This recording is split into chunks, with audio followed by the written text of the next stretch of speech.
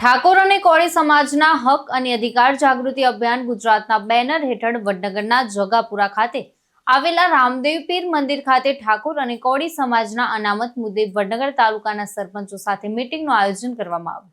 આ મીટિંગમાં વડનગર તાલુકાના ઠાકોર સમાજના સરપંચો હાજર રહ્યા હતા તેમજ ઠાકોર કોળી સમાજના અનામત મુદ્દે વિવિધ પ્રશ્નોને લઈને મીટિંગમાં ચર્ચાઓ કરવામાં આવી હતી। ખાસ કરીને ઠાકોર કોળી સમાજના વસ્તી આધારિત ઓબીસી અનામત આપવામાં આવે તે બાબતે ચર્ચાઓ કરવામાં આવી હતી। ત્યારબાદ સરપંચો જોડેથી મંતવ્યો પણ લેવામાં આવ્યા હતા। શું નામ છે આપનું અને આજે મીટિંગનો મુખ્ય હેતુ શું હતો અને શું કારણથી આ મીટિંગ કરવામાં આવી હતી? મારું નામ છે ડૉક્ટર દલપતસિંહ સરદારસિંહ ઠાકોર અને અમારા ગુજરાતના ક્ષત્રિય ઠાકોર અને કોળી સમાજની હક સમિતિ અનામત હક સમિતિની આજે મીટિંગ હતી અહીંયા અને મુખ્ય વક્તા તરીકે મને અહીંયા હતું આમંત્રણ। શું મુદ્દાને લઈને ચર્ચાઓ કરવામાં આવી? અમારો મુદ્દો વર્ષો જૂનો છે। અમે 2005થી અમે આના વિશે લડત ચલાવી છે।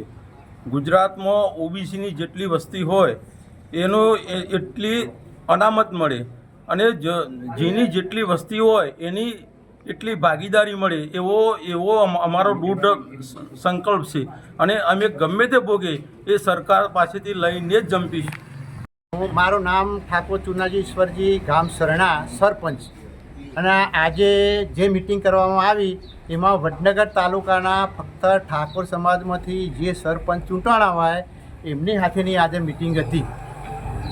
શું ચર્ચાઓ કરવામાં આવી અને કોના નેજા હેઠળ આ આયોજન કરવામાં આવ્યું? આ જે અમારી કમિટી પહેલાં હતી તાલુકાની એ કમિટી આખી કમિટીના નેજા હેઠળ આ ચર્ચા કરવામાં આવી। એમાં વિષય અમારો હતો ઠાકોર સમાજને અનામત કેવી રીતે મળે એ વિશેની આજે ચર્ચા હતી। વારંવાર આ રજૂઆતો અમે કરી, કોઈએ સરકારે સોંપડી નહીં અને અમારો બહોળો આ સમાજ છે, ગરીબ સમાજ, અને ન્યાય અપાવવા માટે શું કરવું એની ચિંતા કરવા માટે અમે અહીંયા મળેલા છીએ।